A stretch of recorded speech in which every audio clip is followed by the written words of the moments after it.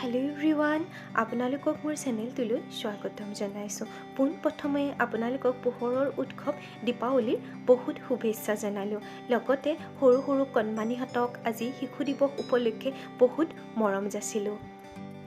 আজি আপোনালোকৰ মাজলৈ লৈ আহিছোঁ আমাৰ মৰমৰ কণমানি ভাগিনীয়ে প্ৰস্তুত কৰা এটা ভিডিঅ'।